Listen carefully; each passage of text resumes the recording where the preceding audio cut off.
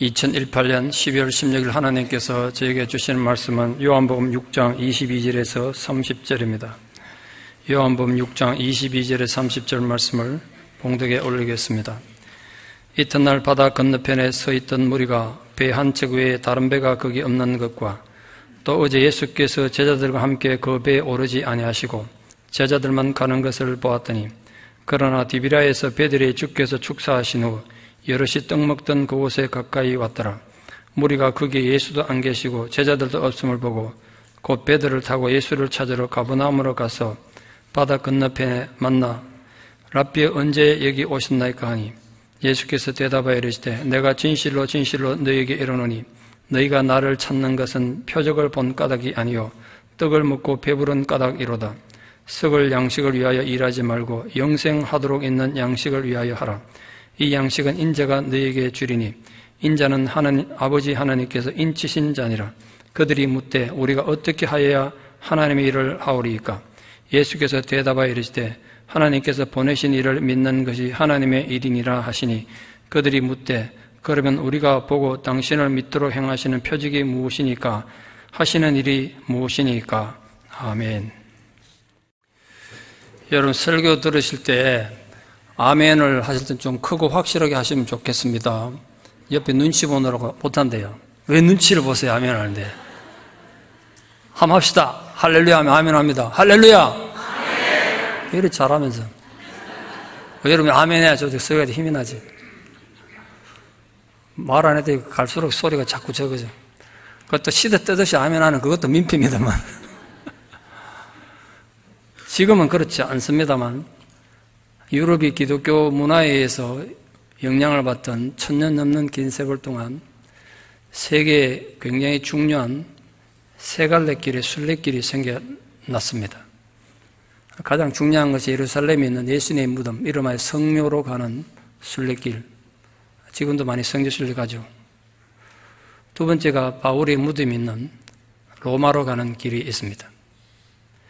세 번째가 이 서유럽 북단의 이베리아 반도에 있는 사도 야고보의 유골이 있는 그 성지순례길이 지금도 남아서 유명하게 사람들이 순례를 많이 합니다. 그 이름하여 산티아고 순례길이 그 길입니다. 프랑스와 스페인에 걸쳐서 아주 긴 순례길입니다. 연금술사란 책으로 세계적인 작가 반열에 올랐던 브라질의 파울로 코엘료가 1986년에 그 산티아고 길을 순례한 뒤에 그 감동을 장편 책으로 출판했습니다. 그게 그의 처음 장편인데요. 이게 소설도 아니고 그렇다고 기행문도 아니고 이번에 책들에 보면 성경이 코드로 많이 들어가 있는데 그렇다고 뭐 신앙서적도 아니고 아주 좀 독특한 책입니다. 거기에 이런 내용이 있습니다.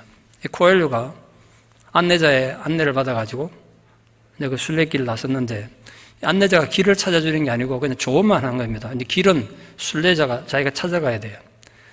피레네 산맥을 이제 넘어서 프랑스에서 스페인으로 가려면 피레네 산맥을 넘어야 되는데요. 그 6일간에 걸쳐서 고생해서 산길을 넘었어요.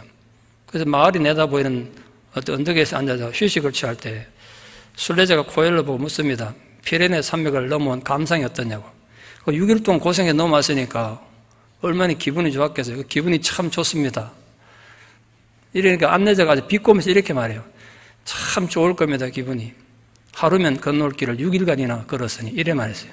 그 놀래가지고 무슨 소리냐 그러니까 당신 하루도 안 걸릴 길 6일 지금 걸었다는 거야. 못 믿겠다는 거야. 자기는 분명히 길 따라 그 먼 길을 왔는데 어떻게 그게 하루 길이냐고. 그 안내자가 지도를 보여준데 보니까 지도상으로는 그 피레네 산맥 자기가 넘어오는 직선거리가 17km밖에 안 됐어요. 그 자기가 충격받은 겁니다. 17km 천천히 가도 아무리 험한 산길을 한 6시간이면 갈 수 있는 길을 6일을 걸었단 말이에요. 왜 그래야 되는가? 처음 시작할 때 순례를 하기 싫어가지고 억지로 시작했으니 빨리 이 순례를 끝내려고 어디가 산티아고를 올까 이것만 생각하다가 내가 왜 이 순례를 해야 되는지 이 신앙의 목적이 뭔지 이걸 잊어버리고 하다 보니까 이 밀수업자들이 그 피레네 산맥에다 여러 갈래 이제 길을 뚫어놨는데 체포하러 오면 도망을 가야 되니까 그 길 따라 막 돌다가 뺑뺑뺑 도는 거예요, 그 자리에. 6일 동안. 열심히는 걸었는데 목표가 잘못되니까 길 위에서 길을 잃어버린 거예요. 길이라고 다 길이 아니다. 근데 그 깨달음을 적어놨어요. 참 어리석은 일이죠. 안 해도 되는 고생을 6일간 했으니까. 오늘 본문에서 우린 그런 어리석은 인간들의 모습을 마주하게 됩니다. 참 불행하게도 어쩌면 우리의 모습일지도 모릅니다. 예수를 찾느라 혈안이 된 군중들이 고민에 빠졌습니다. 어제 저녁에 분명히 포구에 배 한 척밖에 없었고 제자들이 떠나갈 때 거기 예수가 없었기 때문에 떠나보낸 거 아니겠어요? 제자들은 떠났고 이제 예수 분명히 남아있어야 돼요. 물리적으로. 밤을 새워서 예수를 찾았는데 어디도 예수가 없었어요. 도대체 예수는 어디 있는가? 어리석은 군중들이 밤새워 이곳저곳 분주하게 예수를 찾아 헤맨 헛고생을 한 거죠. 유대인들이 그토록 예수를 열심히 찾아 헤맨 이유가 과연 무엇이었습니까? 하나님을 경배하거나 예수를 구세주의 영접하기 위해서는 결코 아니었습니다. 그들은 오병이의 기적을 보면서 이 팔레스타인이 오래도록 전쟁터였어요. 역사에 보면 수많은 전쟁이 거기서 벌어졌어요. 그 전쟁으로 너무 고생한 데다가 예수님 당시에 몇 년간의 가뭄이 이어져서 먹고 사는 문제가 최대 관심사였는데 예수님 오병이의 기적을 베푸는 거 보고 이 사람만 붙들고 있으면 굶어 죽을 염려는 없겠구나. 우리가 필요로 하는 걸 많이 얻을 수 있겠구나. 그걸 신앙의 목표라는 집단적인 목적이 생겨버린 거예요.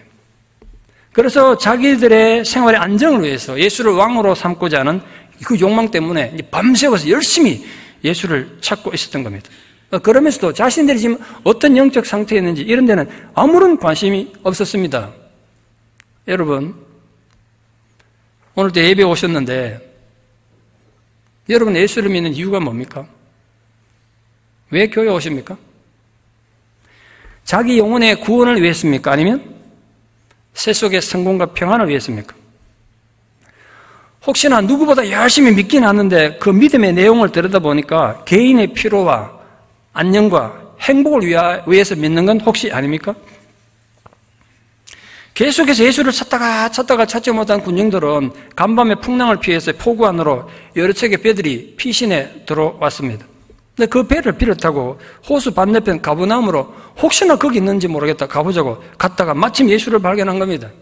군중들이 반가운 밤, 서운한 밤, 안도하며 소리쳤습니다. 아이고 선생님 언제 여기까지 오셨습니까? 군중들을 대하면서 말씀한 그 예수님의 그 태도를 좀 눈여겨보셔야 합니다. 그 속에 우리 신앙의 본질, 삶의 본질이 들어있기 때문에 그렇습니다. 첫째로 그 무리들 밤새 고생하며 예수를 찾아다녔던 그들을 맞이하는 예수님 태도가 아주 냉정했어요. 따뜻하게 맞이하지 않으셨어요. 특히 오늘 본문에 하면 예수님의 그 첫마디는 아주 냉소적이었어요.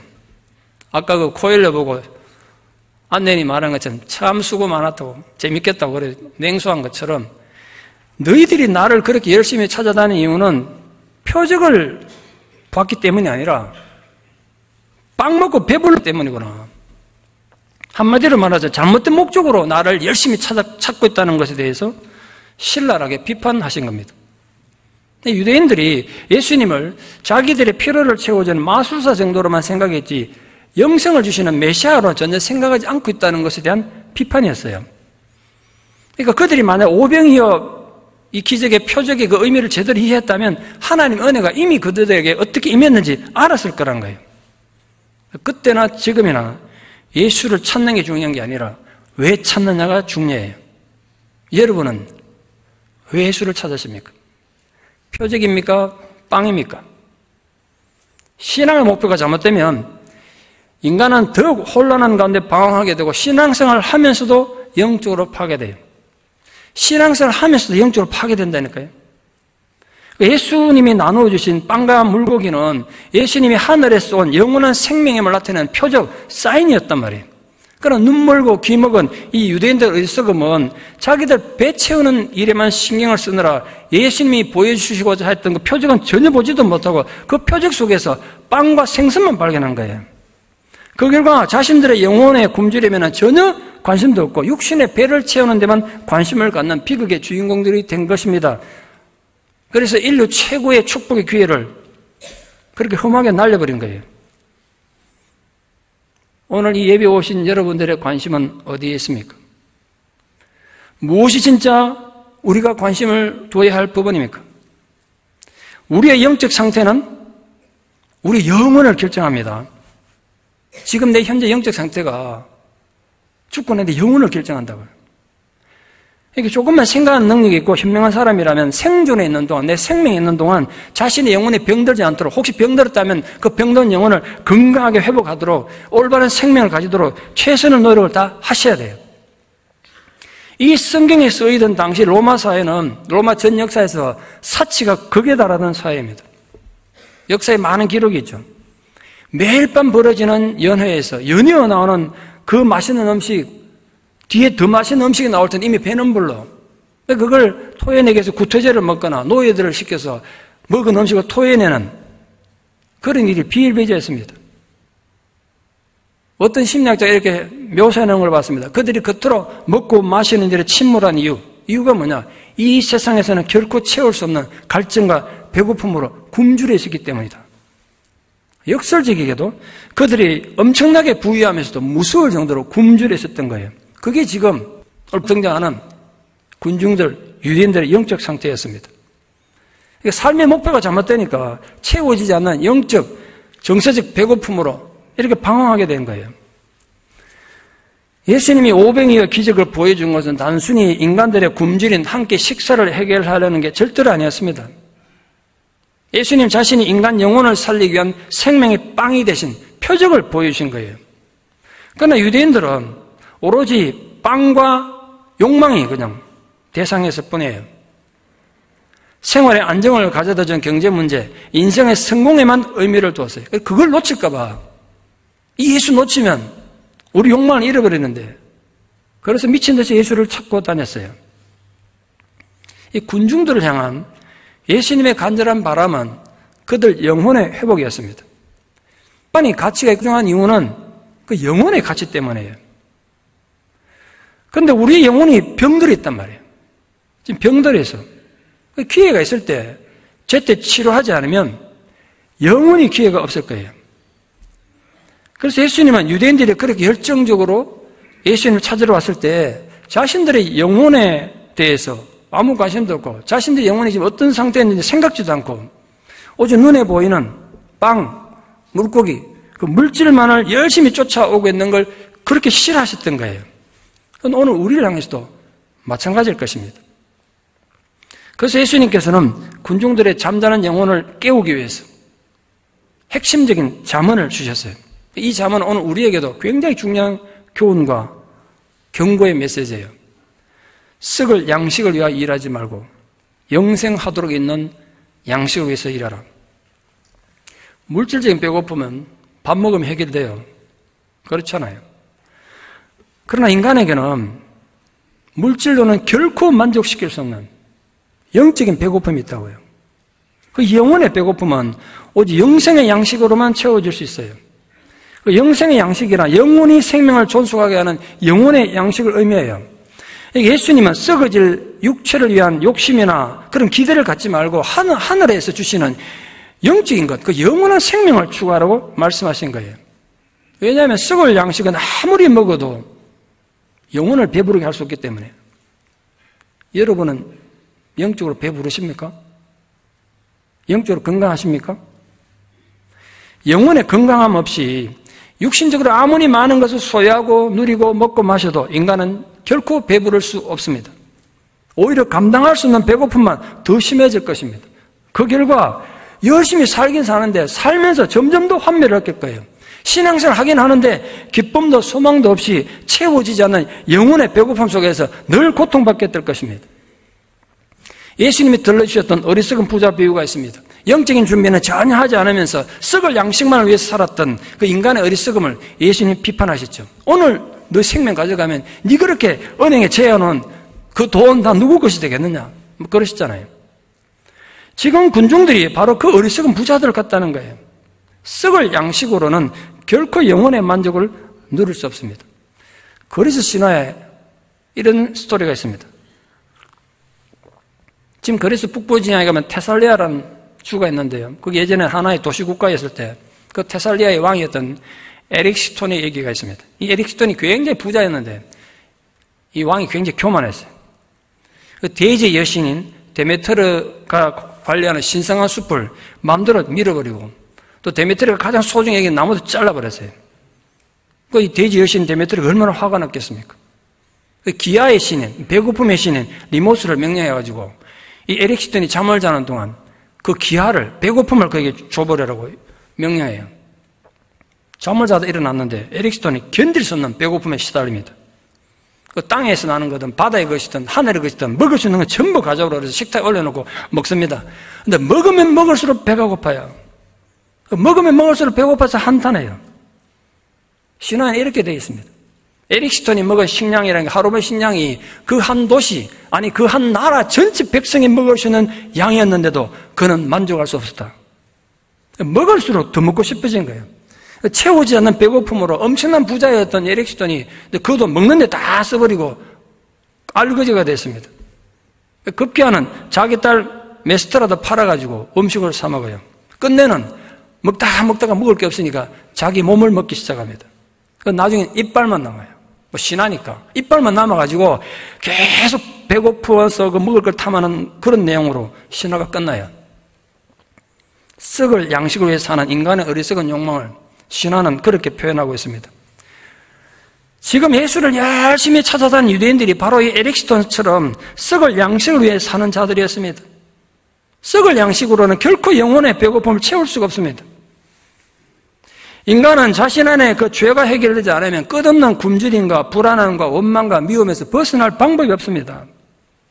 인간들의 그런 보편적인 비극과 슬픔을 끊고 하늘의 소망과 기쁨을 주시기 위해서 아기 예수가 우리에게 오신 거예요. 다시 성탄을 맞이합니다. 우리에겐 그 보물이 주어져 있습니다. 여러분 잊지 마십시오. 지금 여러분이 더 많이 갖지 못해서 불행한 거 아니에요. 여러분이 가졌던 꿈이 이루어지지 않아서 불행한 것도 아니에요. 내 안에 예수에 대한 확신이 없기 때문에요.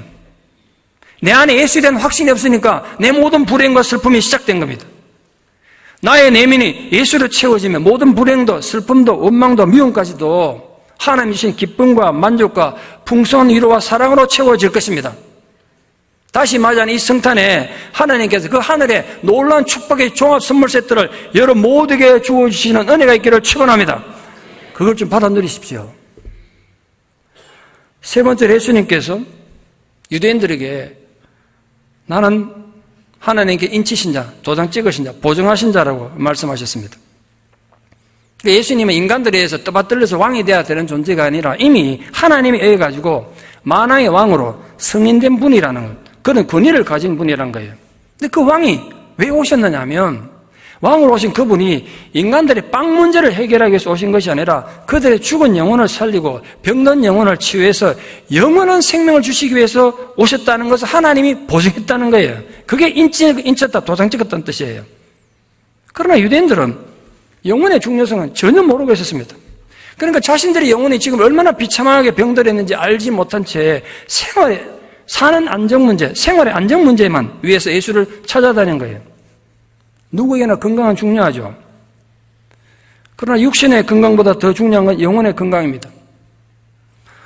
의사가 내 육신을 진단해서 당신 지금 큰 병이 들었습니다. 살 날이 얼마 남지 않았습니다.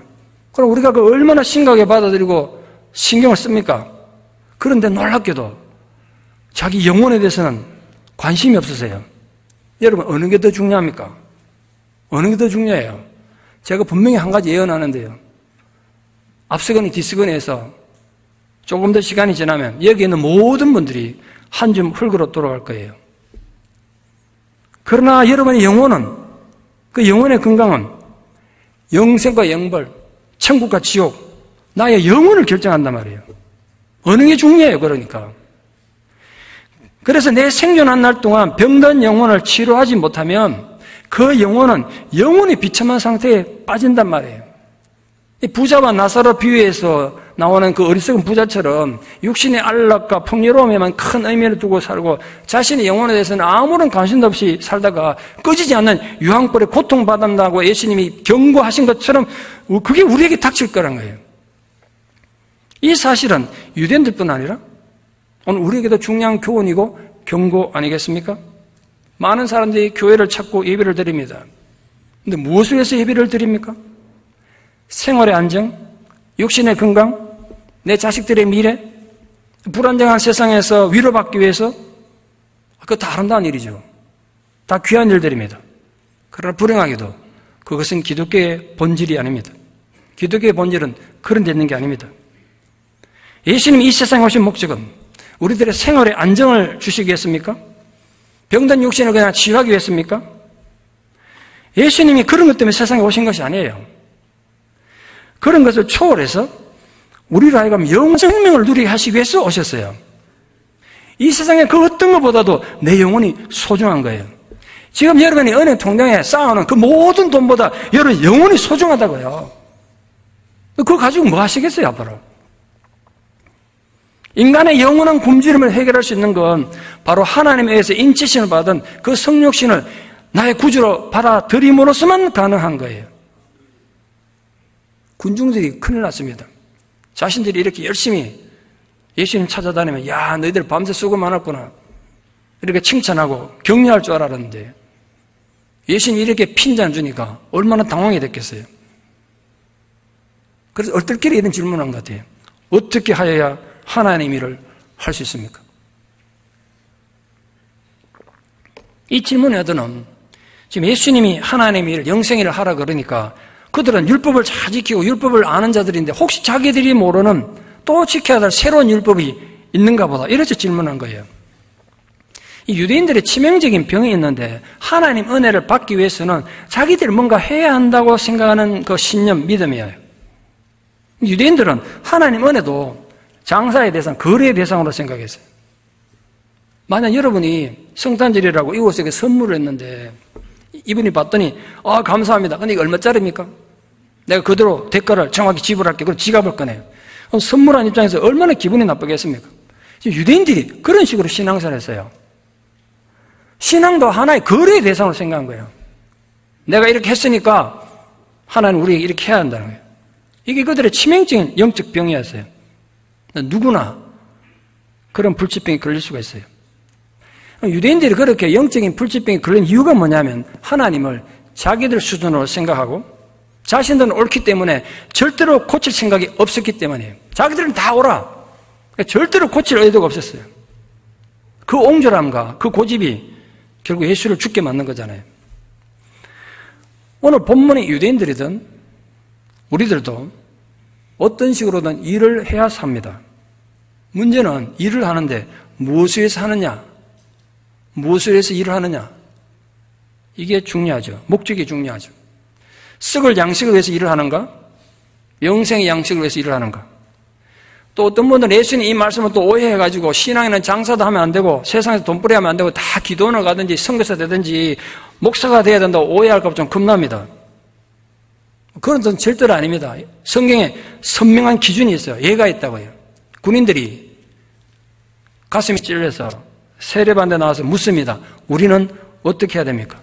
그때 당장 군복 벗고 선교사 나가라 그런 말 하지 않았어요. 단지 군인으로서 충성하면서 백성들에게 강포하지 마라 그렇게 말했어요. 세리들도 자기들이 악을 행하고 매국노로 욕먹는 그 상황이 가슴이 찔려서 나와서 이렇게 묻습니다. 우리는 어떻게 해야 합니까? 그때 세례 요한이 또 예수님이 민족이 방역자로 욕먹는 그 어른 직업 당장 때려치우고 신학교 가라 이러지 않았다고요. 세리는 욕을 먹는 직업이지만 너희들은 정직한 세리가 되라. 정직한 세리가 되라. 이거였어요. 정해진 세금 외에 갈취하지 마라. 그게 바로 썩을 양식이 아닌 영생하는 양식에서 사는 거예요. 장사하시는 분들 많으시잖아요. 여러분의 기업이 영생의 양식의 기업이 되기를 축원합니다. 그 정신을 갖고 하세요. 내가 지금 먹고 살기 위해서 자식들 키우기 위해서 밥벌이 한다가 아니라 난 지금 하나님의 양식을 위해 천국의 복음을 위해 이 기업을 운영한다. 자부심을 갖고 사시라고요. 군중들이 물었던 하나님의 일이라는 건 복수로 쓰였거든요, 헬라어가. 근데 예수님께서 말씀할 때는 단수로 말씀하셨어요. 군중들이 복수로 물은 이유는 자기들이 지켜야 될 여러 가지 법칙과 규칙들, 또 다른 많은 것들을 생각해서 도대체 어떤 일들이 있습니까? 복수로 물은 것 같아요. 예수는 단 한 가지다, 하나님 일은. 단수로 대답하셨어요. 그게 뭐라고요? 하나님이 보내신 자를 믿는 거예요. 단순히 말해서 예수를 믿는 게 하나님 일이에요. 예수 잘 믿으십시오. 하나님 일이에요. 예수를 영접해서 믿지 않으면 율법 준수는 의미가 없어요. 여러분 종교 생활하는 거 의미가 없어요. 그냥 하나의 도덕이에요. 그게 유대인들의 태생적인 한계예요. 하나님이 우리 인간에게 원하시는 가장 중요한 하나님 일이라는 건 복잡한 거 아니었어요. 애초에 단 하나예요. 믿음이에요, 믿음. 하나님이 인간을 향한 유일한 바람은 우리가 믿음을 갖기 원하는 거였어요. 믿음이란 뭐냐? 한마디로 깨어진 하나님과 관계 회복에 위해서 하나님과 확실한 관계를 유지하는 거 말합니다. 믿지 않으면서도 하나님의 일을 하려고 노력했던 것이 유대교인들의 치명적인 약점이었습니다. 현대교인들의 약점이기도 하죠. 하나님 믿는 거 아니에요. 자기 고집을 믿어. 자기 우상을 믿는다고. 자기 생각, 자기 감정이 신이지. 결코 하나님을 믿지 않으면서도 껍데기로는 하나님 일을 하려고 하니까 문제가 자꾸 생기는 거예요. 자기는 대단한 신앙인이라고 자기 스스로 착각해요. 남들의 신앙을 비판하는 거죠. 심지어 남들이 자기처럼 기도하지 않고 자기처럼 믿지 않는다고 경멸하는 철저히 바리새적인 모습을 현대인들이 가지고 있단 말이에요. 현대 교인의 자화상일지 몰라요. 다시 성탄을 맞이하면서 우리 되묻게 됩니다. 예수님이 이 세상에 오신 목적이 뭔가? 우리는 도대체 무엇을 믿는가? 예수님이 우리에게 오셔서 알려준 가장 첫 번째 진리는 하나님이 우리 아버지가 되신다는 것이었습니다. 두 번째는 그 아버지 되신 하나님께서 우리를 사랑한다는 거였어요. 세 번째, 그 사랑하시는 아버지께서 우리를 지금도 여전히 돌보신다는 거예요. 여전히 돌보세요. 그렇다고 우리가 죄 안 짓고 착하게 삽니까? 우리 또 실수하고 또 죄 짓죠. 그래서 마지막에 예수님이 보여준 중요한 메시지, 복음의 메시지는 뭐냐? 우리를 지키시고 사랑하시는 아버지는 언제나 우리를 기다리시고 용서하시기를 기뻐하시는 분이시라는 것. 이게 500여 표적 속에 담겨있는 표적이었단 말이에요. 유대인들은 아무도 몰랐어요. 이 크리스천의 삶의 본질은 하나님과 새로운 관계를 이루는 데 있습니다. 그게 믿음이에요. 여러분, 하나님은 우리가 무슨 실수하면 벌 주려고 기다리는 무슨 고발자나 무슨 경찰, 검사 이런 존재도 아니고 우리 인생을 파괴시키려는 원수가 아니에요. 우리의 아버지세요. 육신의 아비는 우리도 우리 자식이 잘 되기를 바라잖아요. 자식이 시험 공부하느라고 힘들어 마음이 아프고 그렇지 않습니까? 하늘 아버지는 오죽하시겠습니까? 그분 우리 아버지시라고요. 근데 우리는 그 아버지를 오해해요. 내 마음에 안 든다 오해해. 그러니까 하나님 아버지를 오해하는, 그 아버지를 오해하는 아들은 아버지의 관계를 끊고 떠나가죠. 자기 마음대로 살겠다 세상을 떠나가요. 그 아버지와 관계를 끊고 떠나간 아들이 결코 행복하게 살 수가 없죠. 인간은 그래 만들어져 있지 않거든요. 하나님과 관계가 비틀려 있는데 세상을 행복하게 산다? 말도 안 되는 소리죠. 인생이 점점점 힘들어져 가고 심해져서 목마름만 더 강해질 뿐입니다. 채워지지 않는 배고픔에 허덕일 뿐입니다. 그것이 돼지우리 속에서 탕자가 깨달은 진실이에요. 탕자가 한 일이라고는 아버지를 향해서 돌아간 것 뿐이잖아요. 무슨 위대한 도덕을 행한 거 아니잖아요. 그러나 그 순간 아버지와 관계가 회복됐어요. 그 아버지와 관계가 회복되고 나니까 배고픔도 사라졌어요. 그게 믿음이에요. 세상에 수없이 많은 종교 가운데 사실은 가장 박해받고 가장 광범위하게 고통받는 종교가 어떤 종교인지 아십니까? 그 기독교예요. 기독교가 박해받은 역사는 아주 길어요. 지금도 세계 곳곳에서 탄압받고 있죠. 그것은 기독교가 가진 독특한 사상 때문이에요. 세상에 있는 모든 종교의 가장 궁극적 목적은 뭐냐면 인간의 행복입니다. 인간에게 평안을 가져다 주는 거예요. 물론 우리 기독교도 인간의 행복과 평안을 부정하지는 않습니다. 그러나 근본적으로 그런 종교들과 다른 점이 하나 있어요. 기독교는, 교회는 어떤 인간이 찾아와도 거부하지 않고 다 받아들여서 위로하고 상처 주고 치유해서 회복하는 사역을 합니다. 예수님이 얼마나 많은 병자를 치유하시고 상처 입은 자들을 회복하고 위로하셨습니까? 그런데 말입니다. 기독교의 본질 핵심은 치유하고 위로하는 데 있는 게 아니에요. 그게 기독교의 목적이 아니에요. 기독교의 궁극적인 목적은 치유와 위로가 아니라 하나님께 영광을 돌리는 거예요. 하나님께 영광을 돌리는 거예요. 그러면 기독교는 위로도 없고 치료도 없단 말이냐? 아니에요. 위로와 치료가 굉장히 중요한 역할을 하죠. 그러나 그건 수단이에요, 수단. 목적이 아니란 말이에요. 목적과 수단이 헷갈리면 안 되죠. 목적이 잘못되면 길 위에 있으면서도 방황한다는 걸 말씀드렸잖아요, 앞에. 진리 가운데 있으면서도 방황하게 돼요. 하나님 우리 사랑하시니까 위로하실 거예요. 병든 육신 치유하실 거예요. 그게 끝이 아니에요. 그걸 통해서 하나님께 영광을 돌리게 하는 데 있단 말이에요. 이 부분에서 많은 신앙인들이 실족하여 넘어져요. 교회가, 기독교가 인간을 위해서 끝까지 존재하지 않고 하나님께 영광을 돌리기 위해서 존재한다 그러니까 어느 순간인가 욕하고 그냥 저주하고 떠나갑니다. 그런 종교 내가 왜 믿냐? 나를 위한 종교가 아니다. 그들 생각에는 하나님께 영광을 돌리는 것보다 계속 자신이 관심의 중심이 되고 사랑을 받는 대상이 되는 것이 진리라고 생각하기 때문에 그래요. 유대인들이 바로 이 점에서 실패했습니다. 자신들의 생각을 바꿀 마음은 절대로 없으면서 언제나 하나님께서 자신들을 사랑해 주셔야 되고 자신들의 행복과 평안을 위해서 존재해야 된다고 굳게 믿고 있었습니다. 그게 유대인들이 생각한 하나님 일이었습니다. 안타깝게도 지금도 많은 신앙인들이 같은 실수를 합니다. 병이 들면 하나님 무조건 치유해 주셔야 되고 내 삶이 지금 불안정하면 안정되게 해주셔야 되고 하나님이 계시는데도 왜 사역에게 정의를 얻지 못하냐? 하나님이 계시면 정의를 세상에 주어야 된다는 걸 그걸 신앙의 의미로 생각해요. 물론 그거 다 가치 있고 의미 있는 일이죠. 그러나 착각하시면 안 돼요. 혼란을 겪으시면 안 된다고요. 여러분 신앙의 목표, 인생의 목표는 그걸 초월하는 거예요. 내 영혼이 치유돼서 하나님과 바른 관계를 맺고 하나님께 영광을 돌리는 것 그게 내 신앙의 목표여야 해요. 인간은 태어날 때부터 하나님 관계가 깨어진 관계로 하나님 관계가 단절된 대로 태어나요. 그렇게 평생 살다 보니까 모든 것이 내 중심이고 이기적이 되고 내가 사랑받아야 되고 위로받아야 되는 그렇게만 사니까 그게 자연스러운 것이고 그게 정상인 것처럼 착각하며 살아요.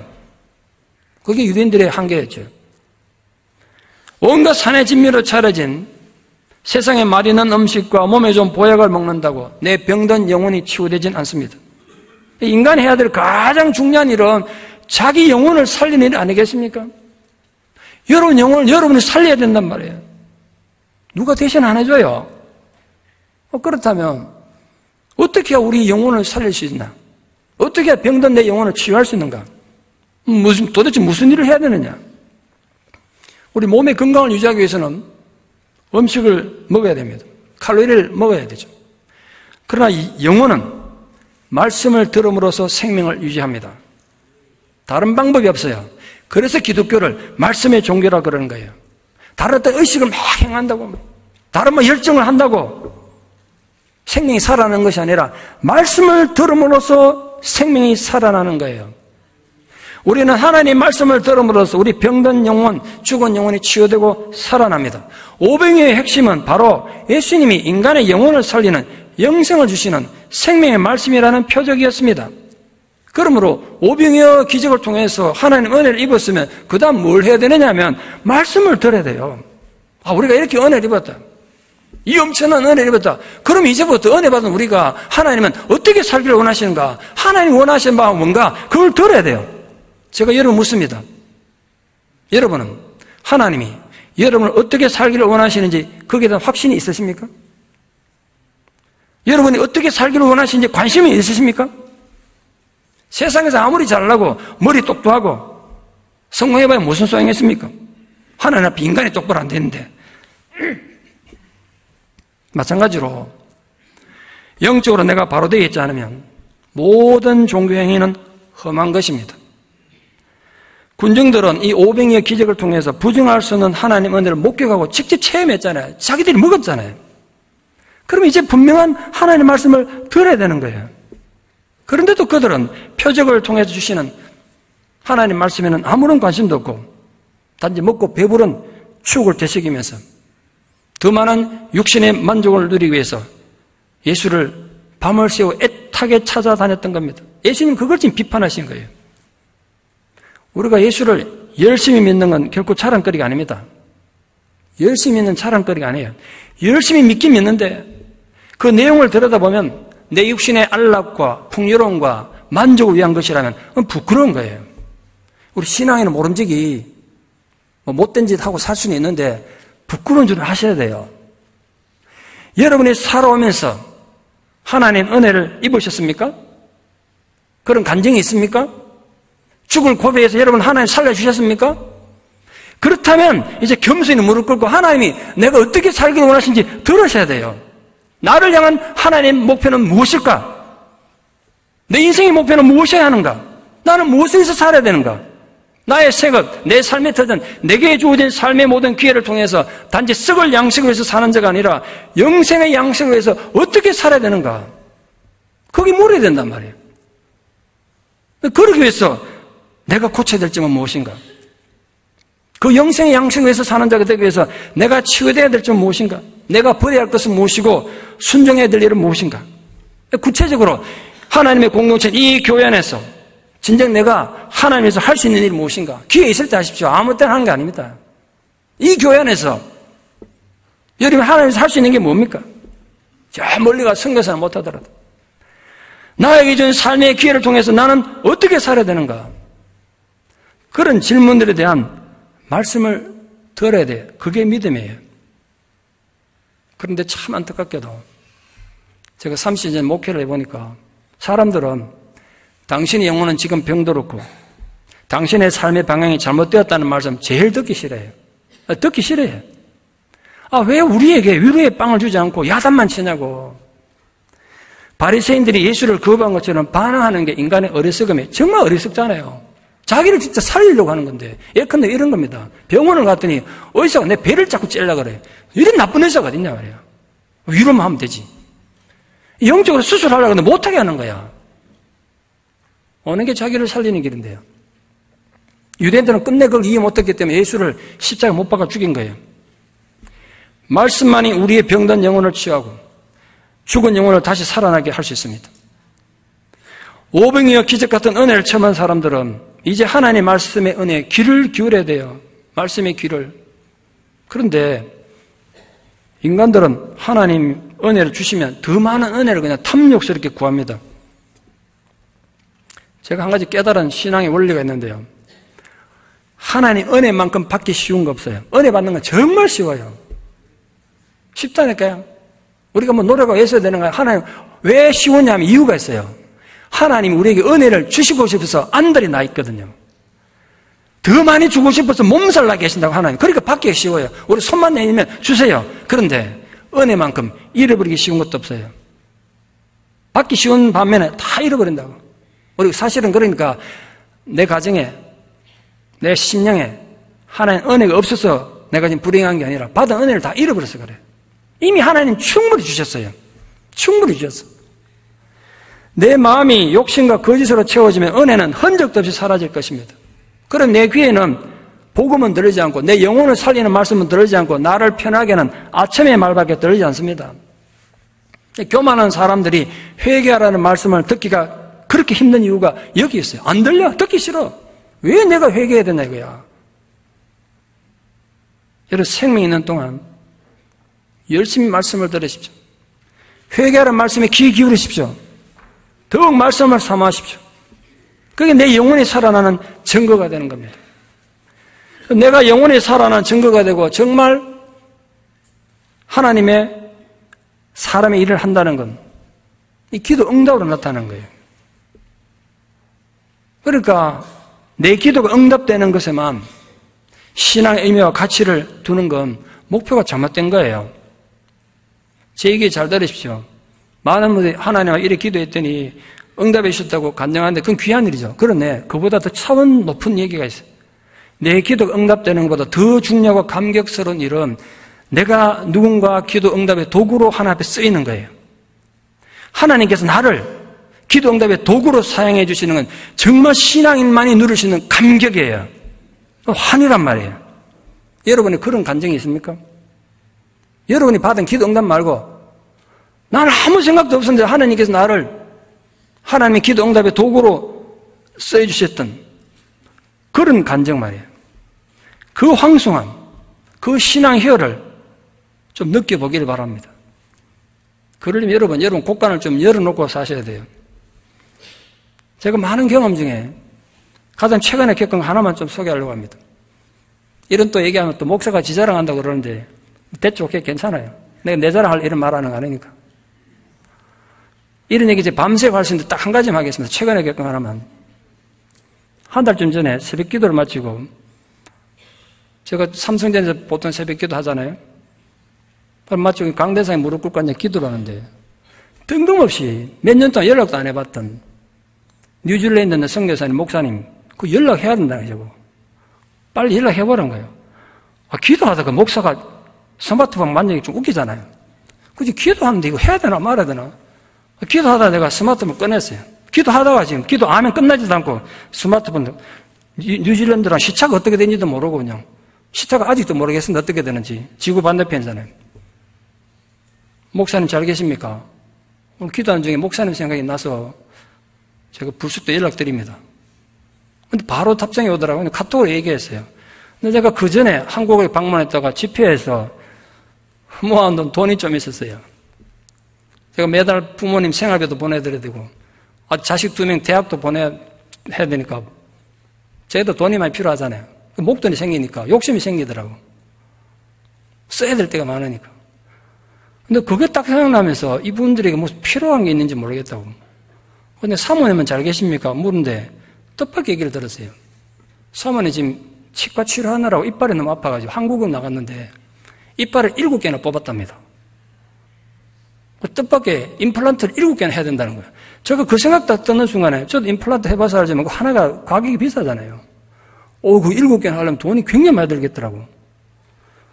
그래서 내가, 목사님, 하나님 이래가지고 저보고 연락하라고 그런 것 같습니다. 제가 지금 집에 가서 좀 뭔가 보내드리겠다고. 근데 일단 보내놓고, 집에 와서 보내놓고, 이거 제가 뭐 여유가 있었라기보다는 이번에 집회했다가 주신 사례를 보내드린 건데 좀 도움이 됐으면 좋겠다고. 한 30분 뒤에 다시 연락 왔는데, 목사님 사모가 울고불고 난리 났습니다. 지금까지 지금 그 교회에서, 어느 교회 가가지고 지금 목돈이 갑자기 필요하니까 하나 어떻게 해야 됩니까? 울면서 기도하고 있었는데 바로 응답이 왔다고. 울면서 난리가 났다고. 그리고 답장이 왔더라고요. 제가 이런 일을 계속 겪으면서 깨달은 게 하나 있어요. 돈 문제는 정말 작은 문제예요. 돈 문제는 정말 작은 문제예요. 제가 뭐 남들처럼 여유가 있는 목사가 아니잖아요. 저도 돈 쓸 때가 많거든요. 근데 그걸 또 깨달은 거예요. 내가 가진 건 목사지만 세상에 돈 많은 사람 얼마나 많은데 하나님 나같이 가난한 목사를 이렇게 도구로 써주시구나. 얼마나 감격인지 몰라요. 그 목사님하고 목사님 기도를 많이 하셔서 하나님 저 같은 인간을 이렇게 도구로 쓰시네요. 저도 오늘 은혜 받았습니다. 그랬어요. 저는 사랑하는 여러분들이 이런저런 기도에 응답받은 건 귀하고 감사한 일입니다만 좀 마음을 열고 여러 영성을 열고 있어서 하나님께서 이 시대에 할 일이 많잖아요. 세크라멘트 한현 장로에게 아무 성도에게 감동을 주셔서 하나님이 하시고자 하는 그 일의 도구로 사용되어지는 은혜가 있기를 축원합니다. 이 정말 우리가 누릴 수 있는 특권 아닙니까? 우리 그때 생각은 하겠어요. 몇 년 동안 연락도 안 했던 분인데. 말씀의 결론을 맺겠습니다. 이야기 하나 하는 걸로 결론을 맺습니다. 서두에 말씀드렸던 순례자 책에 나온 내용인데요. 파울로가 산티아고교를 순례하는 동안 오바노스라는 조그마한 마을에 갔을 때 동네 한 늙은 농부가 들려준 얘기예요. 거기에 조그마한 교회가 하나 있었는데 저 교회에서 사랑이 죽었다. 사랑이 죽었다. 무슨 소리냐? 물으니까 질문에 답하는 내용인데 몇백 년 전에 이 산티아고교를 순례하던 아케텐이라는 나라에 펠리시아 공주가 순례를 마치고 가다가 이 지역의 가난한 사람들 보고 마음이 감동돼가지고 고향으로 안 돌아가고 자기 공주니까 뭐 여러 가지 가지고 온 기중품 있지 않겠습니까? 그걸 다 팔아가지고 가난한 사람 나눠주고 병자들 치유하면서 여기 그냥 정착해버린 거예요. 고국에서 공주가 이제나 돌아올려나 그리고 사랑하는 공주가 돌아올 게 기다리던 왕이 화가 난 거예요. 그래서 그 공주의 오빠였던 기에로모 공작한테 명령을 내려서 니 당장 가서 동생을 데려라고 보냈어요. 공주가 오빠가 왔으니까 처음엔 반갑게 인사했는데 오빠가 설득합니다. 아빠가 아버지가 왕께서 너를 기다리니까 빨리 돌아가죠. 아무리 설득해도 제가 이 가난한 사람을 두고 갈 수가 없다. 이게 내가 하나님 받은 소명이라고. 그러니까 너무 화가 난 이 기여로운 공작, 그 교회 예배당 안에서 칼을 빼가지고 동생을 찌르는데 척사에 그랬어요. 이 정신 차리고 나니까 순간적인 감정에 정신 차리고 지 사랑하는 동생을 자기 손으로 죽인 거야. 그 죄책감이 얼마나 컸겠어요. 감당할 수 없어서 교황을 직접 찾아갔더라고요. 교황한테 사정 설명하고 내가 어떻게 하면 죄책감에서 용서받을 수 있냐고. 교황이 명령 내려요. 너도 산티아고 길을 순례하면서 자기 죄에 대한 회개를 하라고. 그러니까 이제 저 끝에서부터 프랑스 그 지역에서부터 산티아고 길을 순례하다가 이 동생 죽인 그 예배당에 있는 이 오바노스 마을에 온 거예요. 이 왕자도, 다음에 이제 왕이 될 왕자도 감동이 와가지고 고국에 안 돌아가고 거기 주저앉아가지고 죽는 순간까지 가난한 사람을 돌보며 지냈다는 거예요. 제가 이걸 책에 실는 순간 굉장히 감동이 됐는데 이게 지어낸 얘기인지 전설인지 알고 싶어서 자료를 찾아보니까 실화였어요. 실화더라고. 기에로모 공작의 시신이 오바나스 고대교회에 안치되어 있다고 되어 있더라고요. 야, 썩을 양식과 영생의 양식의 선택이 인간의 운명을 이렇게 바꿔놓을 수 있구나. 제가 감동을 받았습니다. 사랑하는 여러분, 여러분은 지금 무엇을 위해서 사십니까? 썩을 양식입니까? 아니면 영생의 양식입니까? 제가 알고 있는 신앙의 원리 하나는 절대로 강요하지 않으세요. 절대로 너 썩을 양식이 아니라 영생의 양식을 사야 한다. 강요하지 않으세요. 선택은 온전히 우리들 몫이에요. 그런데 목사로서 소망하고 기도합니다. 사랑하는 성도님들은 부디 올바른 선택을 하셔서 영혼을 죽이는 썩을 양식을 살지 말고 영생의 양식을 주시는 그 생명의 양식을 사는 하나님의 기쁨이 되는 자녀들, 천국의 복된 자녀들 되시기를 진심으로 축원합니다. 기도드리겠습니다. 하나님 아버지, 우리에게 오늘 또 하루의 생명을 주심을 감사드립니다. 저희에게 삶의 기회가 주어진 것은 하나님의 분명한 계획이 있으시다는 것을 고백합니다. 주님, 저희들이 두 발을 땅에 딛고 살다 보니 땅의 것들이 많이 필요합니다. 물질도, 건강도, 명예도, 위로와 평화도 필요합니다. 그러나 그 모든 것들이 나의 병든 영혼을 살릴 수 없음을 고백하지 않을 수 없습니다. 주님, 이 시간 저희들이 빵 문제, 먹고 사는 문제, 육신의 건강에만 묶여있던 눈을 돌려 저희들의 영혼을 들여다보는 지혜를 주시옵소서. 우리가 늘 위로받고 사랑받는 것에만 의미를 두었던 죽음 믿음에서 벗어나서 이제는 저희가 먼저 사랑하고 먼저 위로하는 자가 되게 하여 주시옵소서. 이제는 저희들이 진실로 나의 모든 삶의 기회를 통해서 하나님을 영화롭게 하는 자들로 살게 하여 주시옵소서. 우리에게는 진리를 향한 굶주림이 있습니다. 오직 예수 그리스도에 의해서만 채워질 수 있음을 고백합니다. 사랑에 대한 굶주림이 또 얼마나 많은지 모릅니다. 세상 모든 사람들이 사랑을 찾아 목말라 합니다. 그러나 온 천지의 가장 완벽하고 아름다운 사랑의 이야기가 바로 예수님의 생애임을 믿습니다.